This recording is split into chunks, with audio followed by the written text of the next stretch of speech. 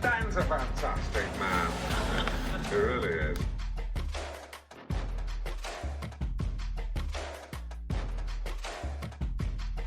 Ladies and gentlemen, please. What's going on, everybody? This is Dan French. Sorry about that. We had some noise or some issues with sound.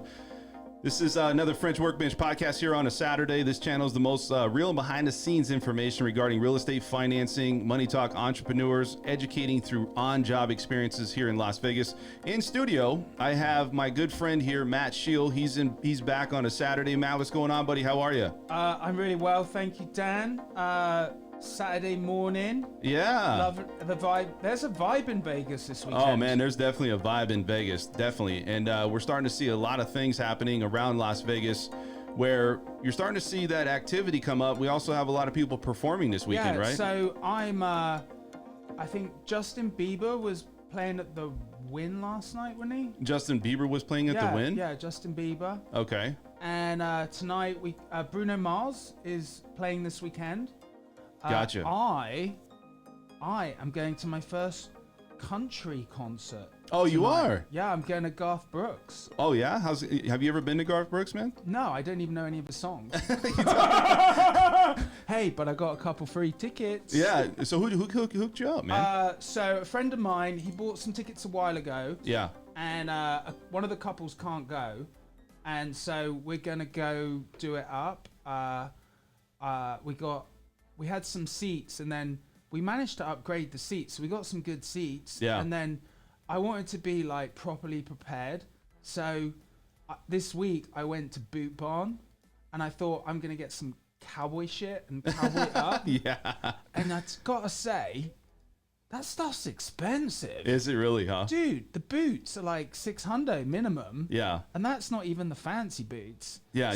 So Have you been shopping ever for any type of cowboy boots? Do you I really got have to wear the cowboy boots? I don't know. I just thought it'd be fun. It was a little quick fantasy that I nipped in the bud. Yeah. But the thing is also, each year I try to become a little bit more American or do some American stuff. And I definitely need to get a pair of cowboy boots at some point. Yeah, I think it's crazy, man, because you look at Garth Brooks and you don't hear about them for a while. Obviously, you had the pandemic last year, but you got Garth Brooks. They got the big fight going on too, man. McGregor and Poirier. So let me tell you why. So a client of mine, I spoke to them this morning, and they had a bit of a palaver yesterday. The power went out for their neighborhood. Yeah. And so, I mean, yesterday it was at least 115. Yeah. And in my truck, I have a big black truck, which is not smart in the summer, but it looks good. Yeah. And the temperature, when it was parked outside a house that I was showing, when I came back, the thermometer said 126 degrees. 126 degrees. Where the temperature sensor was. Obviously, it wasn't 126. Yeah. But because it's been a hot day. So my client, he went to a casino to sit it out because there was no AC in his house. Yeah. And then initially he was told it wouldn't be fixed to the next day by the power company. Mm-hmm. So he went to Sam's Town. He thought, I'm going to book a room to save the day with his wife. Dude, Sam's Town's not in the best location, right? It's not the best. Like on the Monopoly board, it's the Bronx. Yeah. You know, in America. In England, it would be Old Kent Lane, right? Yeah. So it's not the best, but hey, it's cool. It's cheap and cheerful. Yeah. But not tonight because town is so packed and the hotels are so full. Yeah. That one night stay at Sam's Town tonight is $350. Wow. So that's kind of crappy place, but I mean it's all right. It's not fair, but it's not on the strip. Yeah, it's not on the strip. strip. And so I bet it's really expensive. And you know, we need it. Vegas needs it. We need to be, Vegas always comes back real quick. Yeah. And as long as we can keep going, we'll be fine.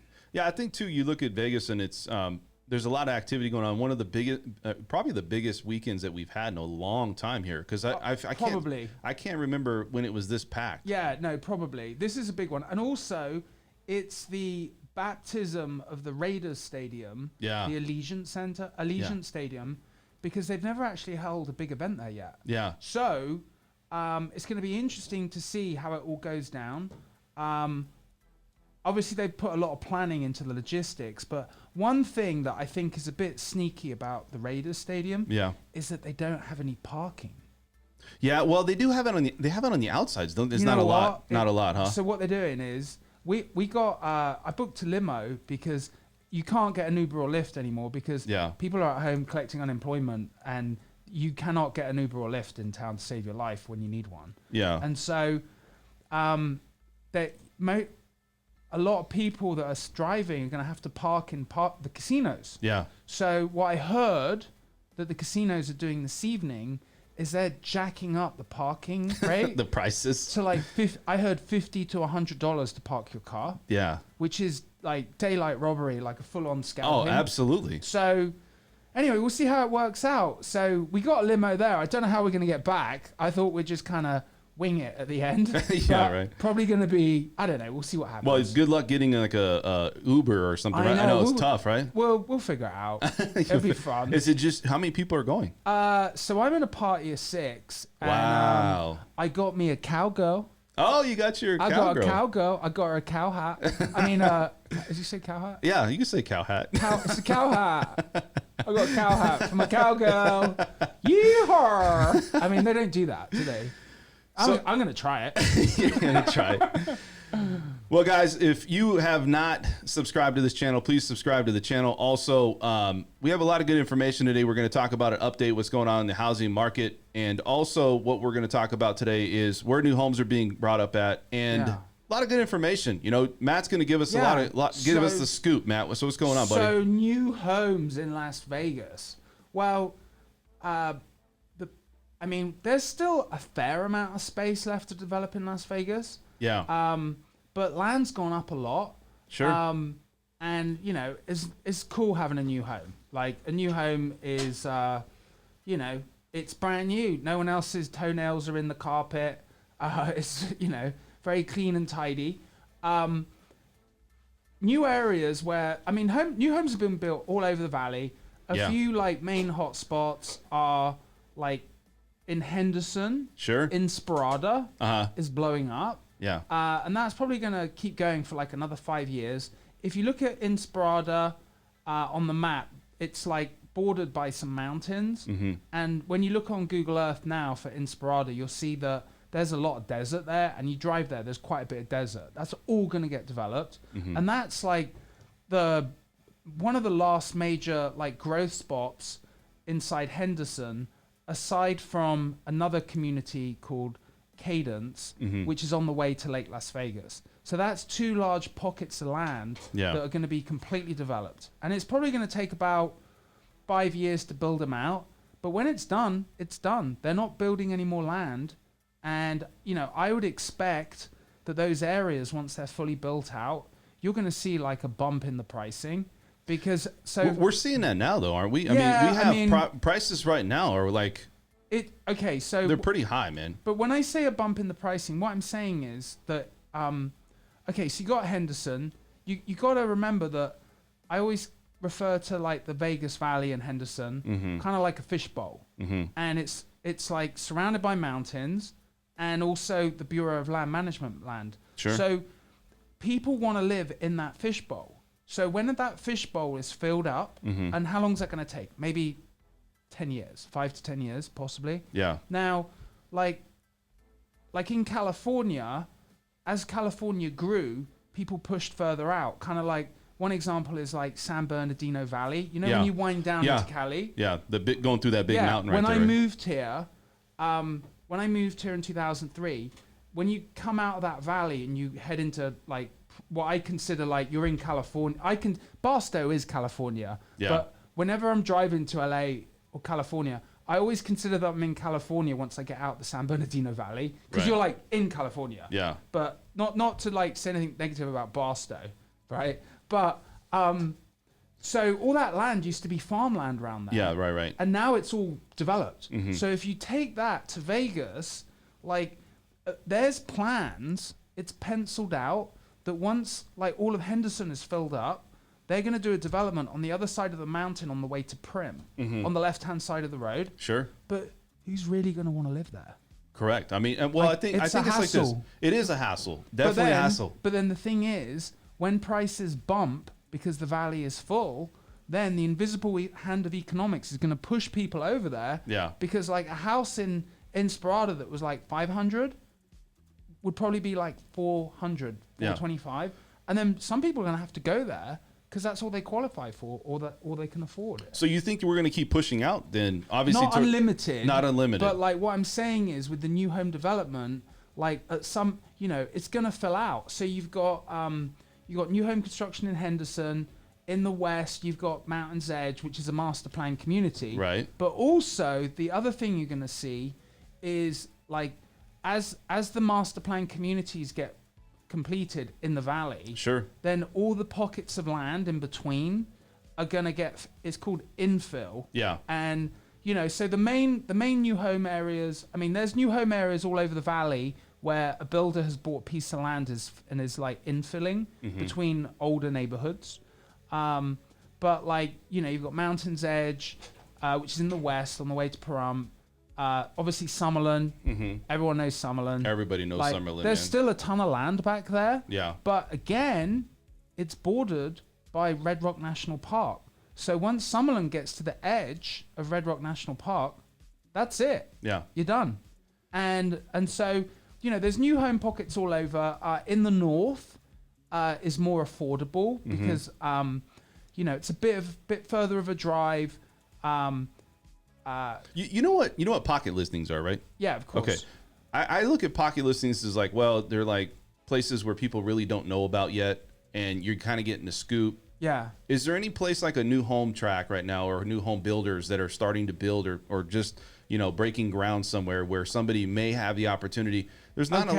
Okay, let me That's what explain I'm about looking that. at. Yeah. So a pocket listing, like a technical description of a pocket listing, Yeah. is a house Sure. that someone has in their pocket that's not on the market but is available. Okay. Right? So in terms of using that language for new homes, there's not really any pocket listings. I mean, there's a pocket listing if someone's building a new home and it falls out of contract, and it's going to fall out of contract, and the sales agent, Yeah. or you have some juice with someone, Right. and you hear about it just as it falls out of contract, then if you have those type of relationships, which we do, then you can slide someone else in, and then they're not all in the lottery system. That's for new homes, though. That's for new homes. Pocket listings don't exist for existing homes? Oh, pocket listings only exist for listing homes, and that is a pocket listing is a home that the seller wants to sell, Right. But it's not on the open market. I see. And you need to know someone that knows about it to get it. Okay. That's so, a pocket listing. Now, Yeah. in our office at Simply Vegas Real Estate, we've already sold $1 billion of real estate this year, which is crazy. Wow, $1 billion? In halfway through the year. Wow. And so last year we helped 4,600 families. Wow. And we only have a small number of agents. I Because see. we do a lot. Yeah. Now, the cool thing about there's many cool things about the company where I work. Sure. But with pocket listings, we have an internal Facebook where anyone that's got a listing coming up or knows of something, we share it. So we have a lot of off-market opportunity in our office. And as long as the seller... But doesn't somebody need to explain, or doesn't they need to show that property? Let me explain it. I was just Okay. about to say that. Okay, perfect. So, in the event that you give the seller what they're asking and the seller's happy, then you may not have to put the house on the open market, because sometimes sellers, they don't want the hassle. Yeah. They don't want the bloodbath. They Yeah. don't want all the people coming over to the house. Yeah. And if they have a magic number in their head, which is a good number, and then we can provide a buyer in-house, giving them what they want. And also, because it's in-house, we know that the agent on the other side is a good agent, and that we can kind of make sure it's cool. Yeah. Not saying that it's going to be cool, but we know that it's going to get done. Yeah. Then we don't have to put the house on the market. Now, it's not a company policy, because all we do is we just serve the client and get them what they want. And if the seller's okay with that and we don't put it on the market, then it is a pocket listing. Yeah. Does that make sense? Yeah, it makes sense. I think is that happening frequently right now, where there's pocket listings opportunities? Obviously, you guys have them. Quite but- a bit. But here's the thing with pocket listings, right? Is that when I represent a seller, even though it's a pocket listing, if you put it on the open market, it's so madly competitive and aggressive that even if you said, "Oh, I want $500,000 for my house," whatever, like if you were to put it on, and then we put it on the internal system, and what we get 500K, here's your money, Yeah. you know, Yeah. then a lot of sellers, it's prudent if you're able to put the home on the open market, because then you're opening it up to like a super normal like opportunity to make more. Yeah. But like the thing is you've got to ground your aspirations in reality, because a lot of sellers are, sellers are doing well now, but I've seen instances of sellers gone wild where, they're looking at the media, they're looking at YouTube videos, and they're like high on all the real estate ether. And, Yeah. and they're high, Yeah. and then they're smoking their own products, and so then when you put the house on the market, you're like, oh, you guys are tripping. Yeah. But Definitely no- tripping, no, man. So anyway, but No, I love it. yeah, I something love like it. that. Anyway, Yeah, somewhere around those none of lines. my clients are tripping. They're really happy. So you look at a lot of these new homes, and people want to always. I mean, we have a lot of clients. What do you think the percentage of clients that we have as a team, and also for your business, Yeah. that work and looking for new homes right away? Like that's just. They don't see anything on the existing side, even though we do think that you're going to come over this or talk about this Yeah. here in a second. But the existing homes are starting to increase. But is it still enticing people to go new homes because it's just still not enough? Well, a lot of it comes down to timing, right? There's a couple things that are key. Yeah. Right. When we get a new client, obviously we do a lot of new home property tours. Yeah. So that attracts people that like, they see the new home and they want the new home. Mm-hmm. But new homes take like 6 to 9 months at the moment to build. Sure. So if there's a timing issue, new homes don't work for some people. Why not? Well, a lot of our clients are planning retirement, and they have like an idea of like when they want to retire. And obviously, it's really important to speak to a lender when you're making a retirement plan, because your income goes down when you retire, and you may be able to afford a mortgage when you retired, but you may not qualify for the mortgage you want. Yeah. Yeah. And then the other thing is, so if you need to move quick, a new home's not going to cut it right now. Yeah. If you A got resale, you got to do resale. The other thing, yeah. some people want a pool, and Good luck on that, right? That's far and few you between, know what? right? It's doable, but you got to have a bit of extra cash floating around Yeah. to like seal the deal with Yeah. the seller. Mm-hmm. And there's different techniques you can use to like seal the deal. Sure. But you need a bit of extra cash with the pools, because people like pools. Now, I've had a pool, okay, and I don't have a pool now. I've lived here since 2003. Yeah. Pools are cool, but you only really use them like 3 months of the year, Yeah. and they're going to cost you about, on average, $200 a month, because something always breaks, right? Say Yeah. like $1.25. Did you use the pool though? There's a lot of people. Yeah, that, I did. Like my parents have a pool, man. They're out every week. Let me tell you Every week. Let me tell you how I used that pool to show off to my friends in England. I was like, Is "Hey." there no pools in England? Like how do you? show off So to so somebody? here's the thing, is that in England, if you have a pool, Yeah. you're like rich, right? Really? Yeah, you're like, it's unusual to have a swimming pool in England. Really? Super unusual. It's like you're made. And then, but in America, you just need to have debt. So I had one pool in my first home, and that was before the crash. This was Yeah. incidentally, this was before I got my real estate license. Right, right. So I really didn't know what was going on, and when I got ambushed by that whole affair, Yeah. I was like, oh shit, I think there's an opportunity here, and That's so then funny. I got my license. But yeah, I like post on Facebook, hey, look at me, look at my pool. Matt's in America, he's made it. he's got a made it. beautiful wife, he's got a house, he's got a pool. Everybody's like, I'm moving to I'm to America, like, Matt's man. doing good. But like the reality of the situation was, Matt's $500,000 in debt. Right? And that house, so that house, we picked it up for like, including the second mortgage for the pool. Yeah. Okay. That's funny. We're into it for like 540. Yeah. And then we ended up short selling it for like, I think it was like 276. Really? Yeah. But that was back in the apocalypse. back when things were going sideways.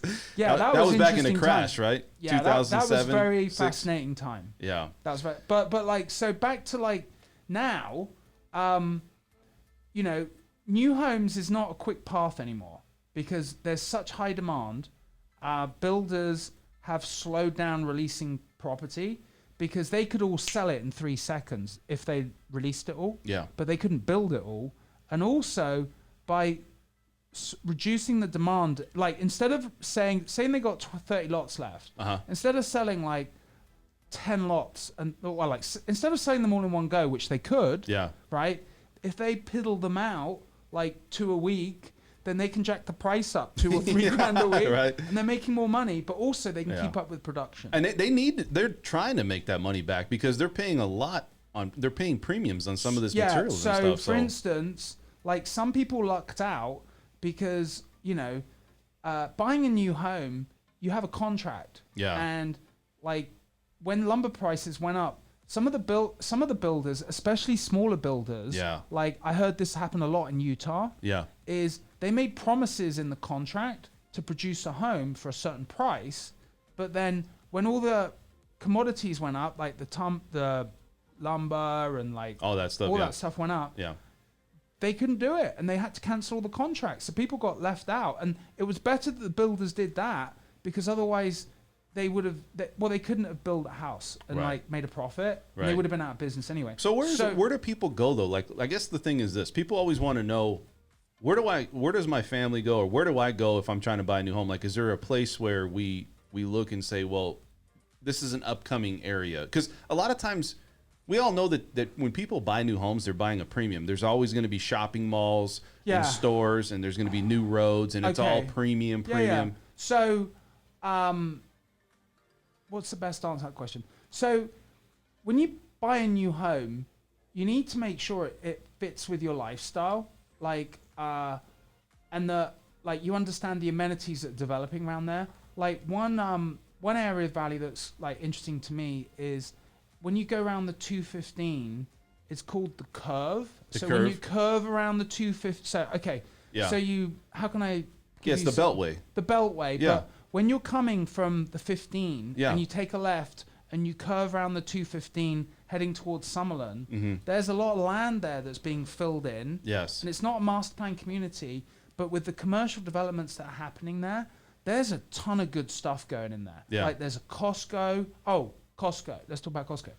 Costco is a really successful company. Yeah. They have some serious brainiacs deciding where they're going to park their Costcos. If you're 10 minutes from a Costco, it's probably going to be good. And most of them are right off the freeway too, or right access, easy access. Yeah. So I mean, they got that planned. So Vegas is still blowing up. You drive around, there's a ton of construction. People are feeling bullish. There's a lot of new restaurants. There's a lot of new everything. And one thing about living in Vegas is that you're really spoiled. Yeah. There's so much choice that I've even heard some people say that it's overwhelming because there's so many different places you can eat. There's so many places you can shop. Yeah. Like you got the tourist stuff, you got the outlet malls, you got a lot. Well, I think too, a lot of people, they get adapted to this or they're accustomed to this. It's kind of it's now it's part of the deal. You come here and it's you know what I mean? They don't know. It's easy living. They don't know the difference. The only price you pay for the easy living is you gotta survive like June, July, August, and it has been. I gotta say, this week it's been exceptionally hot. It's been exceptionally hot. It's been over 110 every day at least. And one thing with real estate is that there are opportunities in this heat because some people just wither away and they don't go out and get the homes. Yeah. And it can be, if you're willing to survive the gauntlet of the sun. It's a gauntlet. Dude, I leave my truck running all day and then because I don't switch it off because it's not worth being boiled like a lobster when I leave the house. Yeah. I just leave it running and lock the truck. How hot does it get in England? Not hot at all. I spoke to my dad yesterday. He's miserable. How hot is it over there right now? My dad was like, he's old school. Yeah. He's in the Marines. He's like military. Oh, and he's like, I see. He's like, it's fucking miserable. He's like, it's raining. It's like summer got cancelled. And you know what? I just send him a selfie and I'm like, well, guess what, Dad? It's 110. Right. So, anyway. Hey, so I'm going to look over here at Vera. He put up a comment. It said, there's one house that's been on the market for 3 months behind Coronado. We Yeah. offered below and was like, nah, and their listing is still on the market. They are high on something, right? Yeah, so they're so- probably smoking. That's the thing you're talking so about. They're smoking. The thing is, right? Yeah. Is that it's a free country. Yeah. It's a free market. But bad news is if you're the highest bidder on your own home because you're selling it too high, Yes. then great for you, but you're not going to sell the house. So like, it's the invisible hand of economics. If a home's been on the market for 3 months, there's usually a problem. Now the problem It's usually overpriced, though, no, right? it can be some different things. Okay. Right? So there's a problem. Price, Uh-huh. the seller's a dick, Yeah. or like they're a bit crazy, or they don't really want to sell the house, Yeah. or the agent is a derelict. Yeah. Or it could be a combination of different Well, stuff. do you think because of the market, though, that the seller and the selling agent is the reason why they're acting little, maybe, but like unrealistic? people do what they do, and then like I took a listing, I took a listing. It's a funny story actually. It just goes to show how bullish it is. I had some clients. They purchased a home for 1.125 million in February. Sure. Gorgeous home. They thought they were going to be done, Yeah. and then they decided that they wanted to move back to California to be close to the ocean. Uh-huh. And then I was like, well, I probably could get, you could probably break even. And then I listed the home for 1.2 million Wow. and I sold it in like Real quick, huh? 6 days. Wow. And here's the thing is a good selling agent knows how to like work the scenarios. Yeah. So I did it like with absolute, politeness and matter of factness. Yeah. But I got my client, I had the buyer, because it was a contingent offer, and no one likes to accept contingent offers. Like, if you're buying a You house... mean like selling a house? They need to sell a house to buy a house. To buy a house, yeah. right. So, I mean, if you're a buyer, being a contingency, it's not the end of the world, but it does make you a bit weaker. But I actually met the people that wanted to buy the house, and I liked them, and I liked the agent, and I kind of helped them to help me, to help my clients. Yeah. And so what happened was I said, look, we'll accept your contingent offer, but you're going to have no contingencies. So we have the sale contingency, but then I said, you're going to put, instead of putting 25 grand earnest money deposit, you're going to put 100 grand down. And then when you open escrow, you're going to release 25K to my seller up front in their pocket. Yeah, I mean, that's how they're getting deals accepted these days, because right? here's the thing.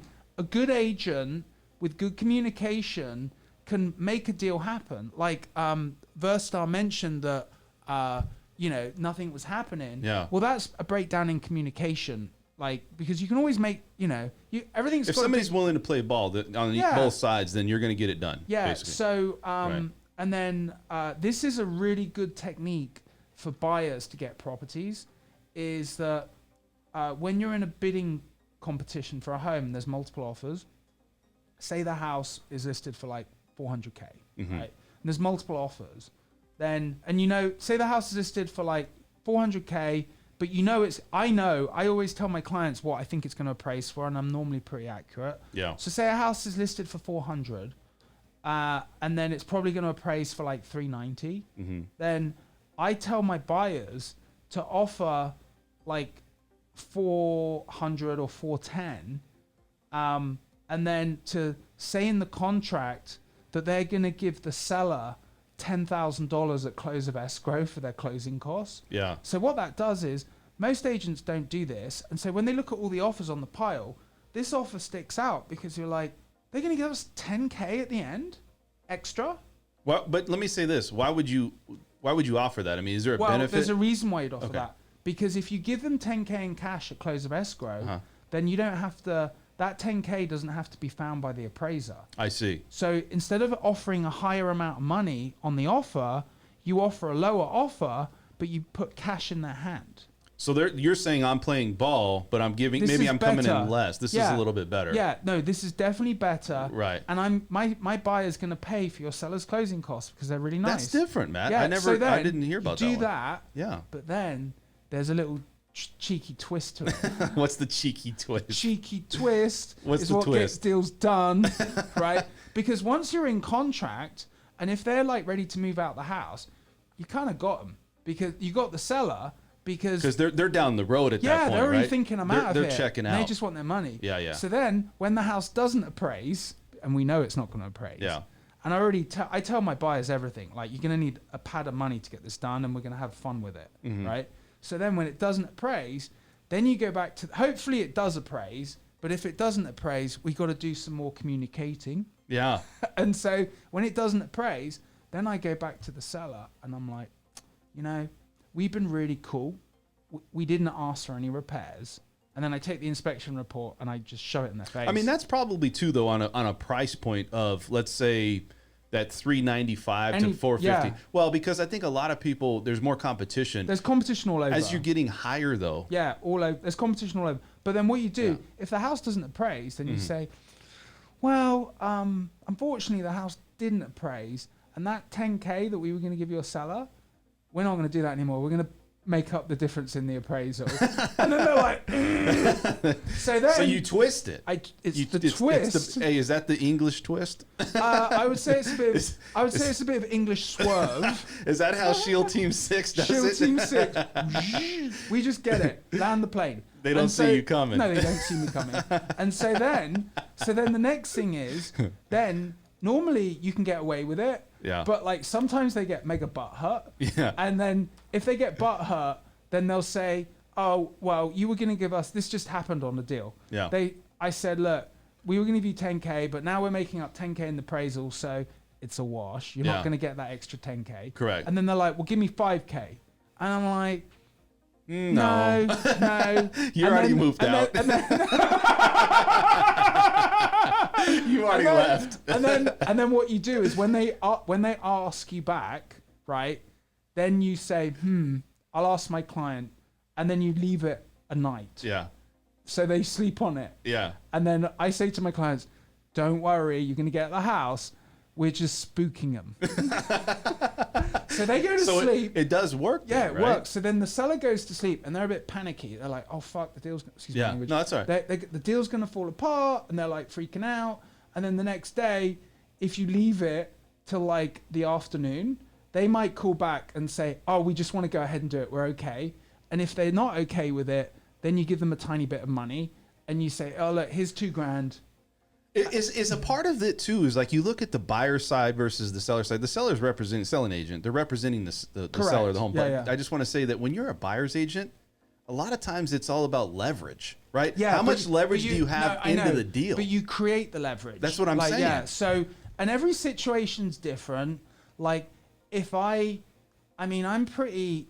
My ex mother-in-law, she said to me that I had a trusty face and a trusty voice, but I'm a devil. Which is fairly true, but Yeah. I'm not actually. I don't see it, think man. I'm a devil. No, I wouldn't I'm say just devil, like, man. I would say cheeky You're cheeky. to get it done. That's and right. So here's the thing: is it's a game.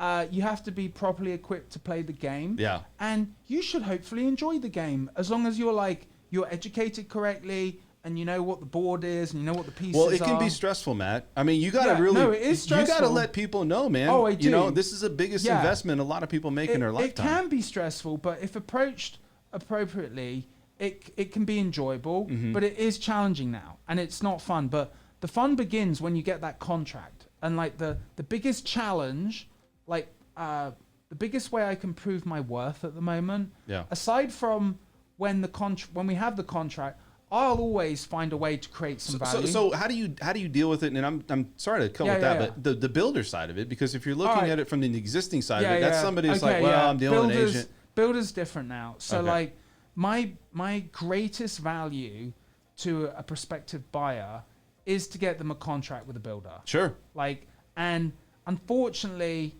my 97 shades of British BS Yeah. don't work for builders anymore, right? Because Builders don't care, man. because they don't care. They got And all the control. Why don't they care? Because they got all the lots. Yeah. They got they can do whatever they like. Yeah. They can adjust lot premiums. They can do this, do that, and all you can say is yes. like, or no, but if you say no, you're not going to get it. You're out. So it's off kind the of hard. team. It's not fun. Like, it's not fun. Like, Yeah. it's like the fun is if I get a contract. Like, I think I mentioned this before, but I had this absurd situation last year. The last lot with American West Homes, like half. They're a good builder, right? They are a good builder. They are a good builder. And I there was- talk to a couple of people over there all they're the good time. homes. We sell a lot of those homes. Yeah. But we had this. There was this one community that was like 30 lots. Yeah. And no, like, I'm sorry, 57 lots. Okay. And there was only a handful left, and we had we call it a reservation, Right. but it wasn't a reservation. And I said to them, I said, this isn't a reservation. You're taking some money for us to be in a multiple bid situation later. This is not a reservation. A reservation to me in the good old days was you reserve this lot. That's your lot. Yeah. But now it's like you got a reservation and then you got a chance to get the lot. Do they say "show me the money"? Is that basically what it is? That's exactly what it they is, did. right? But not Waste- quite. Not but quite. Let me. Is that premium though waste? No, right? Is it? I that think premium It's a, yeah. is a fictitious sticker like what you get at a car lot. So what happens is, It's like a car lot. no, but you have to be careful because you know people walk into the new home lots without an agent, Yeah. and you are It's like walking into court without an attorney. Yes. Like, and then there's many different ways they try and gouge you. But here's the thing: that particular situation, there was like 6 or 7 people that had also made a reservation, Right. and then we had a gun show, and the gun show was who's going to pull out the most cash. But Yeah. they didn't have to pull out cash. What they said, they're very tricky with the verbiage and wording. Yeah. They said, well, we're going to have to whoever offers the most lot premium for this lot is going to get it. But here's the thing with the lot premium. Lot premium is the wrong word because all the lots were exactly the same. There wasn't like a mountain view. Yeah. You weren't looking at Lake Las Vegas. You didn't have a strip view. That could like justify you saying that there's a premium. No, what the premium was in this instance was who's going to give us the most money. That's it. And so It always comes down to that, so right? we went into the office. Yeah. And it was kind of awkward. I mean, it wasn't awkward, but my client was sat here and we were sat with the other agent. And then we're like, so what do you want to offer the lot premium? And I'm like, you know what? I haven't been in this situation before. What information can you give us? And he's like, I can't give you any information. So does it like attorneys, and we're bringing up attorneys, where builders start to make that the custom thing to do where you come in, you know, you want to pay a premium for the lot, you know, you got to get the reservations. I mean, Yeah. you talked about So- American West Homes, but is it, you know, Blue Heron? Is it all of them? No, you know, it's not Blue Home's a custom home, but it's Yeah. for like mainly for the track homes. The right? track homes. The track homes. I see. Like the publicly traded companies. Like KB? KB Homes. Right. Tyler Morrison used to be Pardee Homes. Yeah. Like those. Pulte? Pulte, all that Yeah, stuff. yeah. So then in this particular instance, there's this lottery, and then they said, whoever, give me your highest bid on the lot. And so my client said that he would pay $54,000 over what they were asking. Just to get, I bet they looked at him like, yes, we struck it. He won. See, Yeah, well- but how much did he win by? I was told. I always become friends with everyone I do business with. $1,500. No, he won by like $3,000. Oh my God. Now here's the thing. Here's the kicker, right? Oh my gosh, Is man. that all that gets wrapped into the mortgage? Yeah. Okay, so it's always mysterious how usually new homes mysteriously appraise, Yeah. right? But we won't get into that. So then here's the thing though, right? Is that home he got the house? This was in October. Yeah. Massive lumber delays. Yeah. Like framing. So they're like 4 months behind in construction. Wow. But guess what that means for my happy client? He gets 4 months appreciation on the house. Absolutely. And he's not paying his mortgage. There you go. And you know, he's going to be all into that house for like probably like 970,000. So Yeah. it's a half acre lot, 4,500 square foot, 3-story home Yes. with a massive RV structure. Yeah. Like, and on half an acre. And so near the curve in the southwest. right? It's called Rainbow Crossing. And that home, when it's completed, without adding like the pool and the spa and doing any landscaping, and the half-acre landscaping, that's a lot of landscaping. No, that is a lot of That's land. expensive. Yeah. But like when he closes on that house, he should be able to sell that house for like 1.2 million. Yeah, the appreciation. Because there's no homes like it. Yeah. Because it's some things make a property pop. That one, half-acre, massive RV structure. If you guys are just tuning in, this is the French Workbench Podcast. Please hit the like button if you haven't done so already. We're talking right now about new home builds and our hot spots for new home builds. We're also stay tuned because we're going to talk about where families would maybe want to go and maybe start a family in Vegas, right? I mean, where places they might want to end up, right? I want to say one more thing about the new home stuff. Is that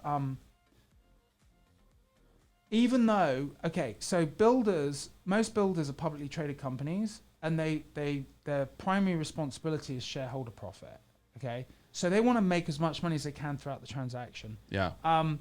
It used to be that there was incentives to use the builder's lender. Yes. And they own the lending company, right? The builder owns the lending company.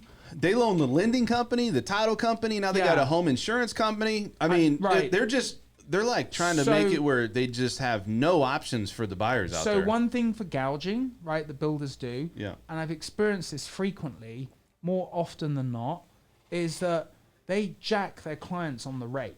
Like they jack them, they overcharge them on the rate, on the mortgage. Oh, yeah. And then the way they get you is if you don't have representation, you don't know that you're getting jacked. And when you get jacked on a mortgage, like most people only live in a home for like 10 years. Tops. Yeah, and that's increased, right? I'm sure because mobility is harder now, much harder. Yeah. So they might say to you, back in the day, they would give you a rock solid incentive to use the builder's lender. Mm-hmm. Like they may say to you, oh, we're going to give you like 10 grand in closing costs. Or like I've had higher. I've had it where they gave them 13 or 15. Yeah, higher. You know? Or they say we'll give you a 20K credit to your upgrades. Yeah. But it's all a fucking fugazi. Like it with is. That stuff, I mean, because some upgrades are more expensive than others. Right. So, but the thing is now builders don't have to do much to give much away. Sure. So you got to be really cautious, like with the builder's lender, because there's not as much incentive to use them.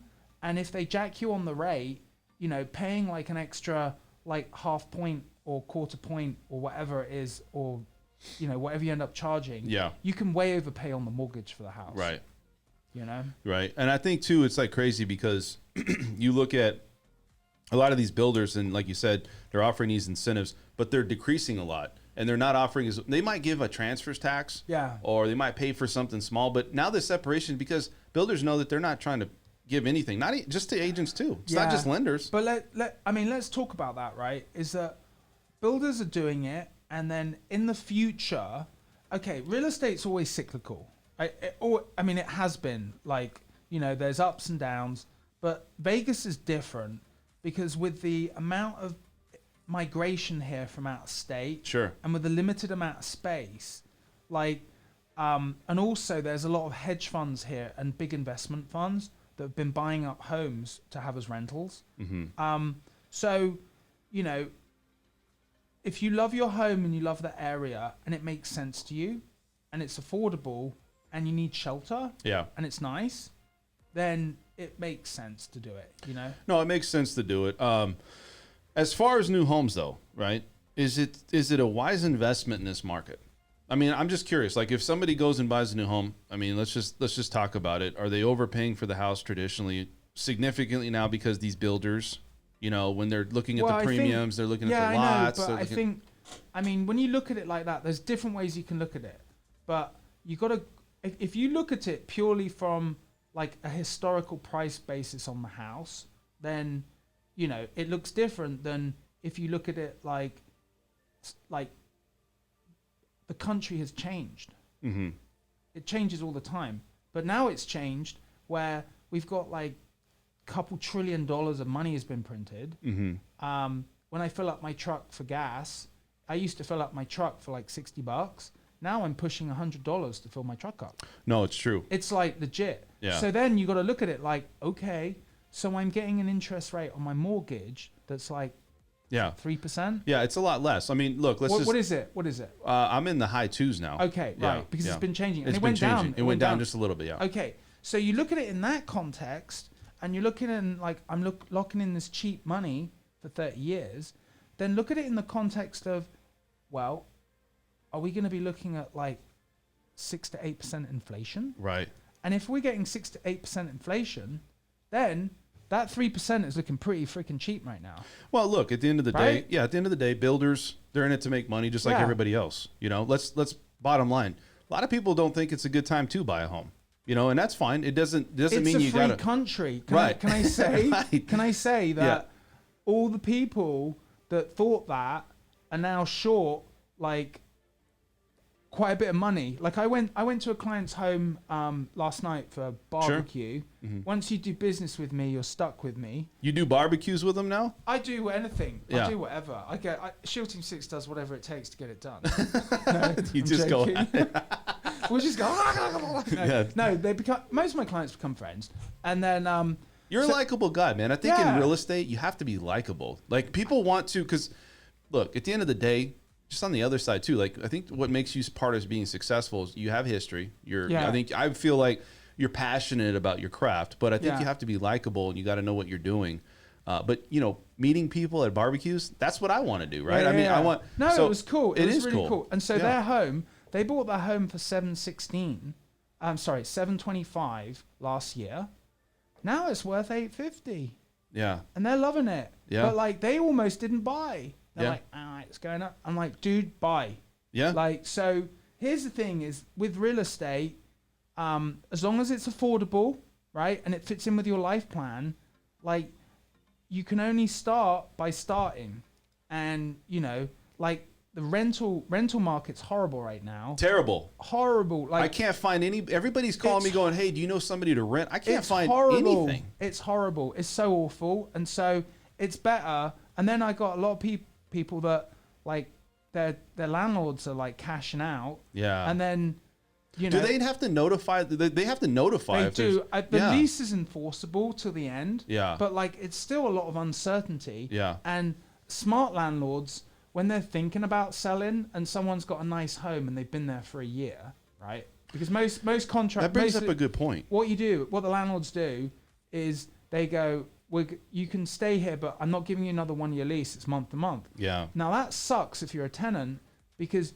the landlord could ask you to move and you need to find somewhere new to live in 30 days. Yeah, and and that's stressful. you're out of in state. this market. If Yeah. you're out of state, let's say you want to come here and you do want to rent to get started, just to see if you like Vegas. Now, there's some people that move Yeah. here because they got a job offer, but what if you don't know if you want to stay here?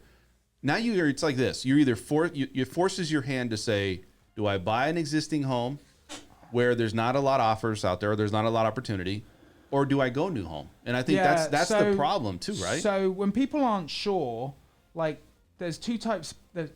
I'm making super huge generalizations, so I don't mean to like. Well, it's not but, like, not everybody, but I'm giving you my norm, experience. right? It's Let me tell you go what ahead. my experience is. Yeah, yeah. There's, I think, 3 reasons why people move here, right? 1 is job transfer, Sure. right?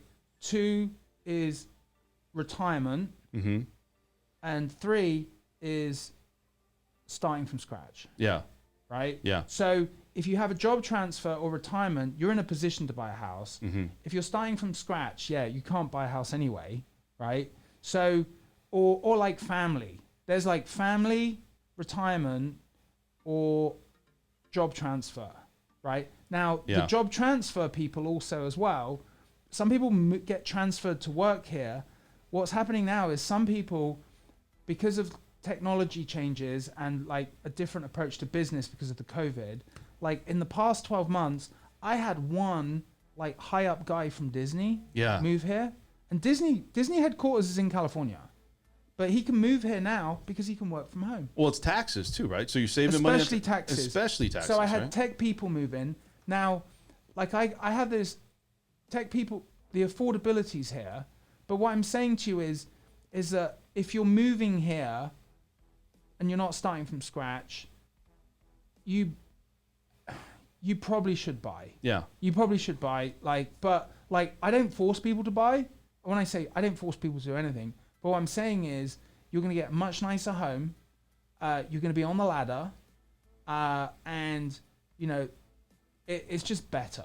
You know what? I talked to you a little bit, and I see in your persona, I guess you want to call it, where you're very passionate about real estate, and I am too. Like, I think that's the reason why we do this show, because we're passionate about trying to help people.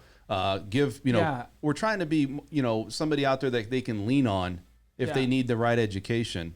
But you're passionate, and it seemed like you really like what you do as far as a real estate agent. I mean, the thing is I enjoy helping people. Right. And, you know, I consider myself a little bit of a pirate when I'm doing the real estate. But I'm like a good pirate. And if you're on my ship, like, you're not going to get the cutlass. Yeah. And you're not going to have to walk the plank unless you go crazy on me. And then I'll send you someone else. And if you go crazy on me, it's not because I've done anything wrong. It's because you're crazy. So you know right off the bat if they're going to be cheeky with you, right? No, I'm like, is that what the word is? No, are they going to be cheeky? No, I've done all kinds of things, and then I'm like highly intuitive.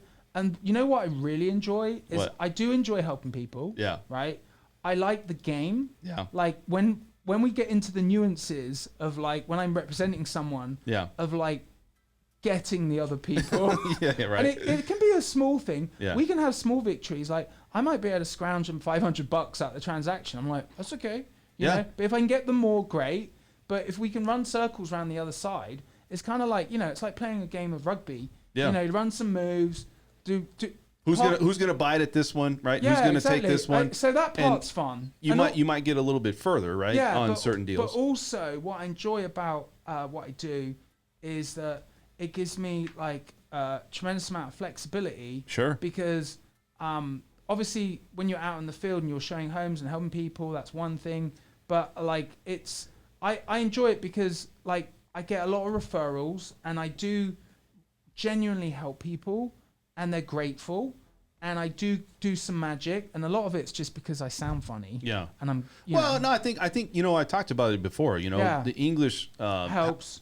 Well, it helps, and it's like one of the more universal languages out there where people really can kind of understand it. It's not really, it's a very, I think it's just how it's pronounced, right? A lot of the words. There's so many aspects to this job, and you know, you can be really successful and be good at like one or two things. Right. But like, you know, what stuns me is, you know, I meet people all the time that say they're getting their license or they're going to do this and that.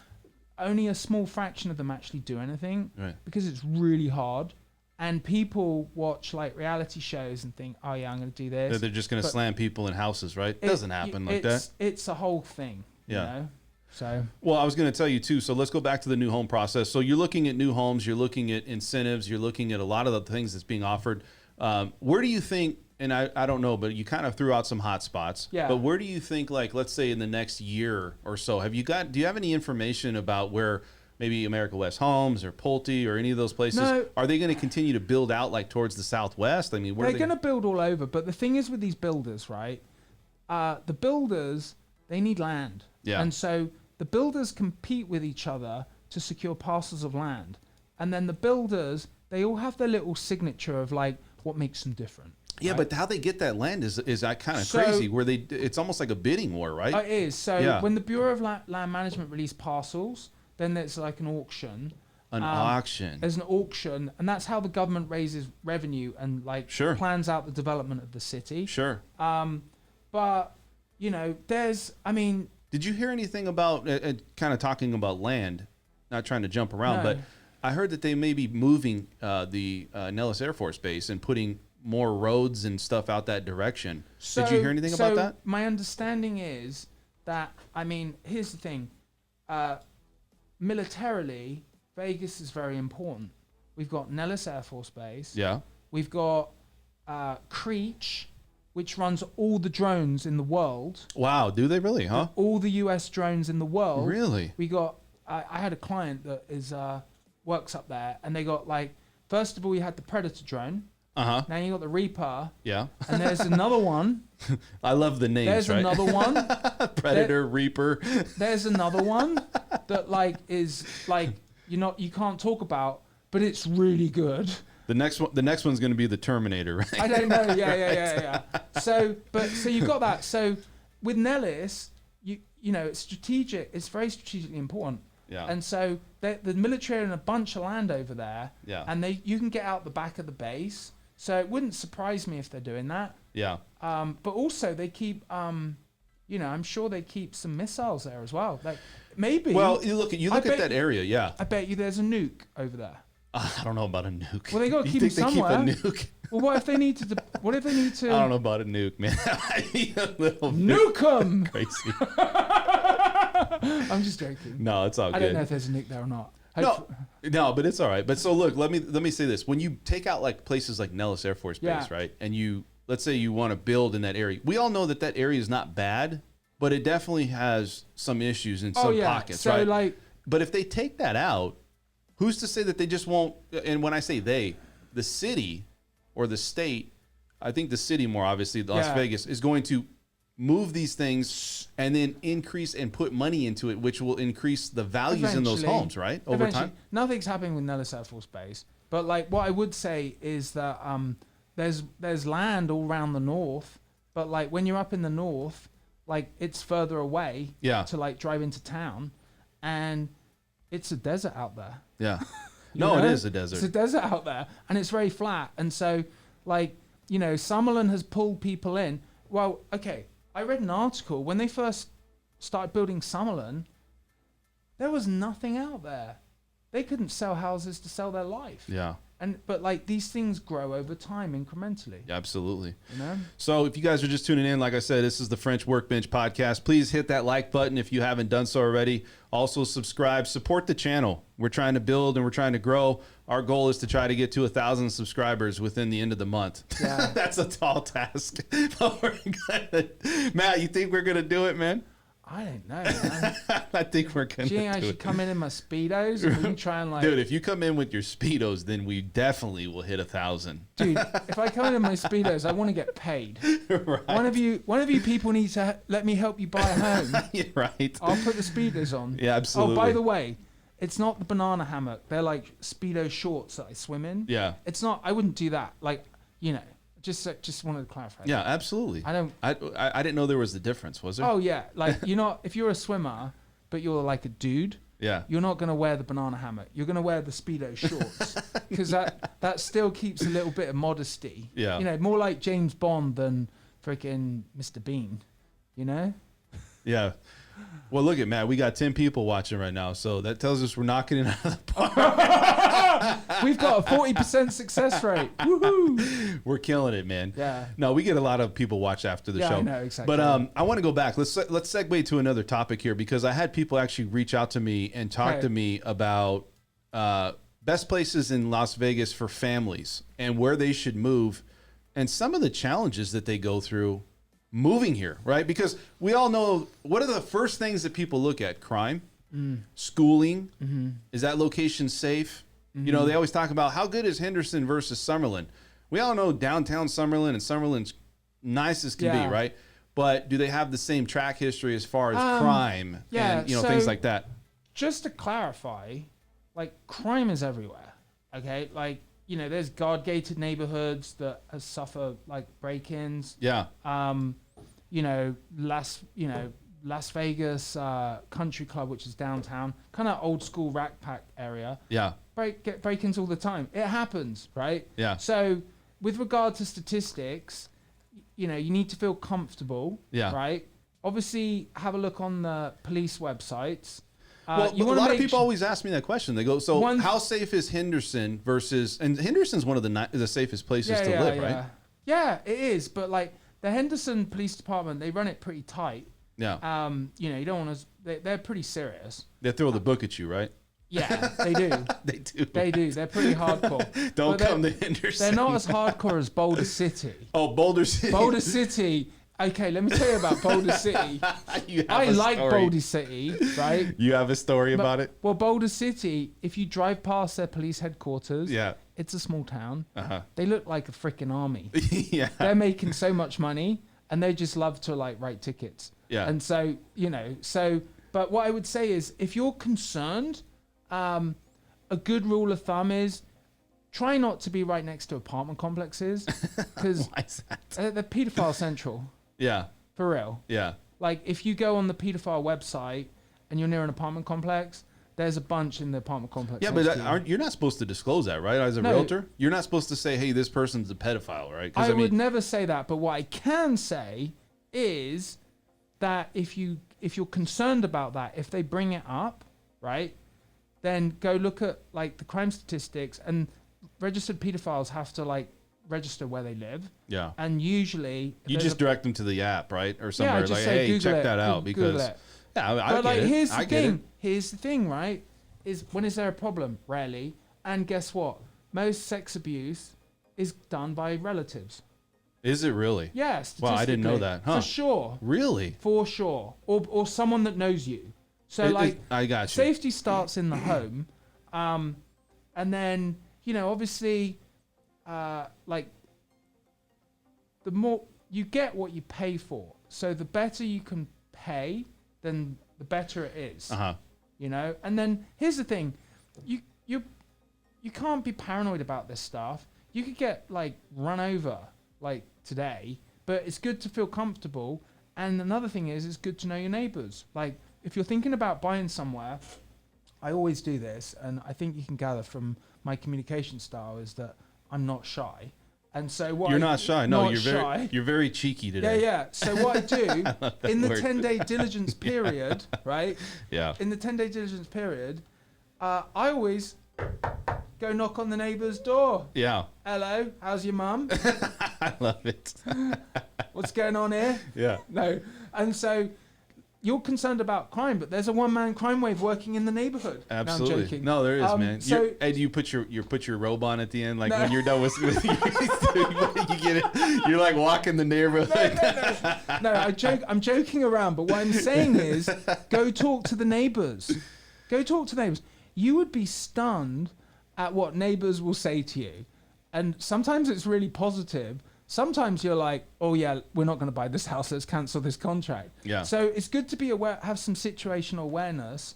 And like, so there's statistics you can look at. The other thing is, you know, listen to your intuition. I suggest to my clients that if they're here, go there a few different times of the day and week.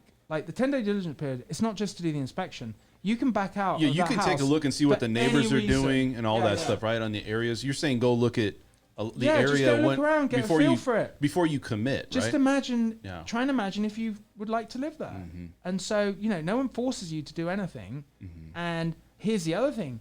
If something looks really good, not to say that something might change in the future, you might have like the, what you call them, the Addams family move next door. Yeah, right. You know, you don't know. You never know. You don't know. One thing that can help a lot is if there is a HOA, a homeowners association, then there's management of the community. So if anything gets like repetitively outlandish, then you know that can be dealt with the HOA. Yeah. But yeah, I mean, So like look at the families that come here though, they have challenges. And the challenges are always like, well, we're going to lean on you as a realtor or as a lender Yeah. and say where are the best places to live or where's the now it's a blend. It's Yeah, so- the cost, yeah, location, yeah. schooling for Mm-hmm. the kids if you got kids. I don't think people are looking so much as far as the commute. One, people are working from home, they're buying Commute bigger doesn't homes. matter in Vegas. Yeah. There's barely any traffic. Right. And it's like, okay, you're coming from California, you might get hit up with a couple hours of travel each day. But here it's like half hour tops, Yeah. you know? With the families, schooling's important. Is North Las Vegas popular for that? Like we all know you go in the outskirts, and a lot of new homes are being built in North Las Vegas. You got Southwest, you got Inspirada, and we're just kind of hitting all around. Yeah. Is that really where families typically start, or is it right now because Vegas is a good place? Well, They're just like, just send me, take me wherever I can go. There's this thing in real estate called steering, and it's Right. illegal. Okay. Right? So I have to be very careful about the language I use. Got you. This is being broadcast on the World Wide Web. And I never steer anyone ever. No. But I know how to pirate a captainship. Only to your house. No, just Yeah. So then what I'm saying is, this is what I'm saying, is that what I'm saying is that like for family, I mean, for people that have children, yeah, right? Yeah. Good to look at the schools in the area. yeah, Look at the ratings of the schools. A lot of the time, there's these things now more in Vegas called charter schools, which are public schools, but like they're harder to get into. But like once you're into them, it's like a little bit better. But it's still a public school. Look at the education, and just look at reviews online of the schools and stuff. What other challenges do you see? Families call you as a realtor, and they're saying, those are kind of the upfront questions. Yeah. What are some of the things that you go through like on a daily basis with some of these clients that you talk to, that maybe life experiences that you've had or real estate experience? I mean, really, it's pretty simple. I mean, you need a certain number of bedrooms, right? Okay. But like, there's not really any drama. No. There's no drama. You need a home. Your home is your castle, right? Yeah. Run your home. Probably the biggest risk to families moving to Vegas is divorce. Yeah. Like, that sucks. But like, just hold it together. You know? Do you have a situation where you have people that are moving here and they're trying to get away from a situation, and that's why they're moving here? Not really. Not really. No, not really. Life is life. Life happens. Yeah. Yeah. I mean, it happens. I just think that there's families that come here. I think a lot of times there's challenges for people that come here that says, well, I don't want to live in this location because the crime rate's too high, or you're not going to get as much home on this location. Well, or here's the thing. like when you people said, are moving here, families are moving here. A lot of people move here so they could buy a house. yeah, because they can't buy one. About half my clients in California, I mean, some have a lot of money, but a lot of them, this is their first home. But a lot of money in California is a lot of money here. It's not a lot of money in California. No, exactly. Yeah, it's a different life. It's a different world living in California. I mean, if anyone's got any specific questions, I can address them, but I don't think it's a major factor, but I mean, here's the thing. I'm just a conduit of information and like a shepherd to protect you from making a mistake, from not knowing what you don't know. And so if my clients have questions, if I don't know the answer, I'll find it out. Yeah, we're in real estate and financing. I think we're very passionate about what we do. Like you said, it's the content that we put out helps people make better decisions, regardless if they use us or not. And we like to help people. And I think that's the passion, right? Yeah, I mean, it's a lot of problem solving, which is cool. It's, like Forrest Gump says, it's like a box of chocolates. You don't know what it is. You don't know what you're dealing with until you open the box of chocolates and figure out what the problem is. What's the craziest story that you've dealt with in real estate where you're like, man, we started this way and it ended this way, and you're like, how did this happen? Especially for like families or somebody that maybe even not like with kids, maybe just somebody moving from another area. There's not really, there's no real crazy stories on like people buying homes. Like, life happens, life is life. And then, there's all kinds of things that happen, like death, divorce, windfalls, downfalls. In this market, what is the largest amount of people? I wouldn't say people. What is the number of amount of offers you put in for one specific, let's say, party of people or family? Like, I got up to 5 offers is my most at the moment. That's it, huh? Yeah, I'm good. There's a lot of people that are like, man, I've been sitting with these people for 30, 60 days. I'm like putting in multiple offers, and these things are just not. It's not popping. Well, I mean, I set everything up so like, it's like Shield Team 6 has like a 50 cal, and we're sat in the, I'm just like, we're like waiting. You're ready to pounce. 5 shots is a lot. That's a lot with 50 cal. Yeah, that is, man. That is. So, I mean, I try and be strategic. It's tough. Like, I mean, for the worst thing at the moment, which is really quite sad, is that for anyone that doesn't have any spare cash, right? You need a bit of spare cash to get a deal done now.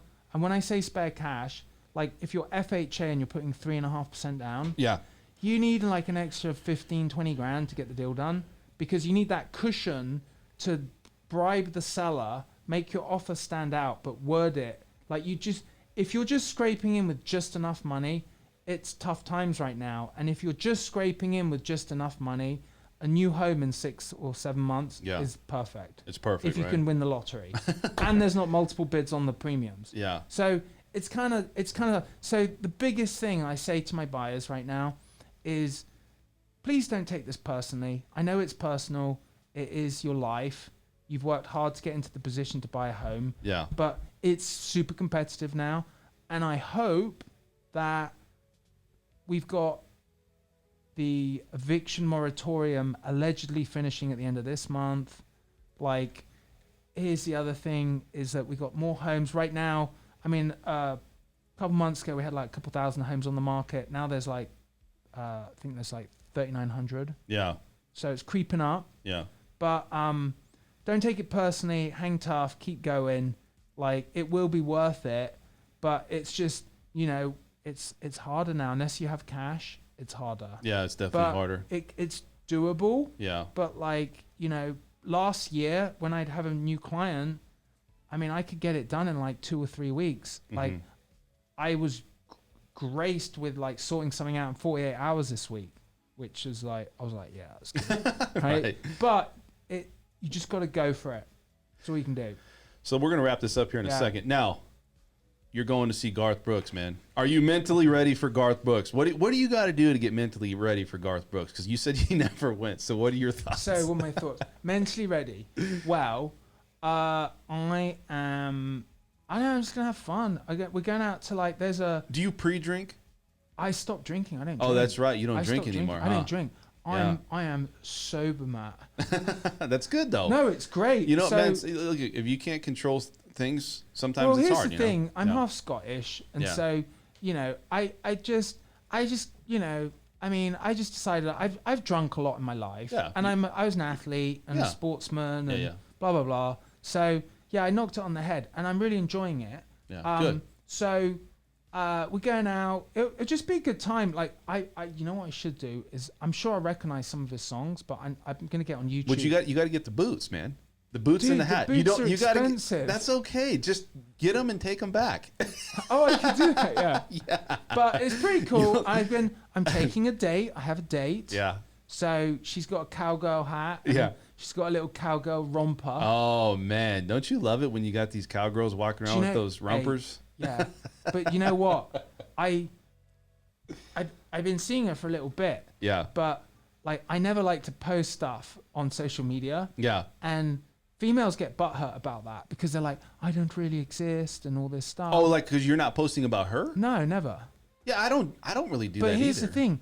I don't think that's appropriate, because when you see people post stuff on social media like, oh, look at me with this girl, or look at this, we're so happy, that means that they're not happy. Because like if you post all that stuff, you see people that get like too like, oh, Yeah. look at us, and you're like, oh yeah, that's fake. Well, don't you think too? Sometimes, like, I'll say this: do you think that, especially in your profession, sex sells, right? Yeah. Yeah. For sure. So like. Oh no, not sex sells, but the idea of potential sex. Exactly. Right? So when you look at that though, and you're saying, well, if somebody's looking at me and I'm taken, there might be some people out there that are like, well, you're an attractive person, but you're taken. I'm looking for somebody that is, you know, single, or maybe they're not tied Don't up worry like that. about it. No. People are just deviant. It's like just the crime deviant. statistics. Yeah. You know, it doesn't matter. But one thing is, I reckon I'm gonna take some pictures and video tonight. Yeah. But You gonna ride the electronical bull? I'm gonna try and ride.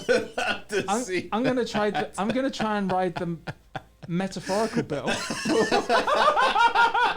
But also, I think there's gonna be some good-looking cowgirls there. Oh man, have you ever been to those country places? You know, I have There never is- been to a hoedown. Hoedown! Quick, help! Hey, you gotta let me know how that hoedown I will happens do. tonight, man. I will I do. gotta get the details. That's I- gonna do be you the know next what? Saturday's show. You know what? I'm gonna take notes. You're gonna take notes. One of the things I want to say, this last thing is, Yeah. how does somebody get a hold of you for real estate needs? Oh yeah, so you can just call me up. Yeah. My cell phone is 702-336-4635. Yeah. And I'm always available to give some advice or insight into Yeah. if someone's got a problem or a dream or an idea, Yeah. or they need to sell something or they want to buy something, or this is what I do. Well, here's the deal, man, and I'll I've been just tell doing you. it full time for 11 Yeah. years. 11 years. Yeah. I think people gravitate to. There's a few things, right? You got to be likable. Yeah. I think you got to give the content, but then you also can't be persuasive in what your agenda Yeah, is. I'm never like you gotta, salesy. yeah, you can't be over. Hey, buy this, and you got to give them the facts. Sometimes Yeah. people just aren't ready to buy, man. Yeah, That's just, and it that's is what it is. Well, the truth of the situation is 95% of the time, people aren't ready to buy right now. And then what rubs people the wrong way is unsophisticated real estate salespeople are trying to preach to the 95% that aren't ready right now. Yeah. And they don't give them any value. And then it's great when you find someone that's ready to buy a house right away, great. But like that house, the barbecue I went to yesterday, I was speaking to them for a year. Yeah. Right? Yeah. And then I spoke to this lady for a year, and then she finally, they were going to move here, and then she called me up, and then I interviewed for the job and got it. But like, here's the thing, is that when I get paid well for doing a good job, but the amount of work it takes to find that job and do a good job is a lot. It is a lot. Like, and you know, sometimes, like, I just had a really good week this week. I sold like $1.5 million of real estate this week. Wow. Good for you, man. It's a good one, dude. Yeah. But I don't do that every week. No, I mean, look, But let's not here's paint the thing. picture that No. this is just money's I don't falling do off it. trees, Like, you know? I mean, it's not, but like, here's the thing. I enjoy doing it. I make a decent Yeah. living. Well, And, I think it's real. and we have a Yeah. laugh. Yeah. We have a laugh, We man. have I a like laugh. the laugh. Yeah. We're having a laugh. Yeah, a laugh. I like that. Anyway. I think a lot of realtors, they paint that image that Fake. dude, everybody's killing it. Fake. I'm the $1 million flipper. Fake. Right. Get your fake tits out the Instagram. That doesn't happen. Wait. It's real. The people want real, man. That's Yeah, what you're giving exactly. them. So yeah, I think you're passionate about what you do. I think you're very good at what you do. I really do. And this is just, Yeah. and I think the content's there. And, you know, I think Just get it done. we want to earn your business. And I Yeah, think yeah. that's what it comes down to. We would be very happy to earn your business. You threw out your number. Definitely, you know, like the channel, Yeah. support the channel. Yeah. And you know, we'll be back here on Tuesday. You're not going to be here though, right? No, it'll be next Saturday probably. Yeah, next Saturday. Or Yeah, yeah. Tuesday. Maybe I'll do Tuesday this week. Yeah, maybe you'll do Yeah, Tuesday. let's do Tuesday this week. Yeah, I'll let's do Tuesday. Yeah, And then yeah. what we'll do is we'll see what we can do with that. And then, yeah, any last words? I don't know any Garth Brooks lyrics. We So, should have brought up a Garth Brooks song to do Any this. last words? Yeah, just have a good weekend. Enjoy life. Yeah. Don't take anything personally. Absolutely, And then man. don't die. Don't die. Don't die. Tomorrow's another day. Yeah, all right, guys. Okay? Thank you guys for tuning in. This is All Dan right. French. We appreciate you guys tuning in with us, and we'll Yeah. see you guys on Tuesday. All right. Thank you. Is that it? That's it, Yeah, my sorry, man. I wasn't being insensitive about. not No, buying. no, it's all good. Here's the thing. You don't just.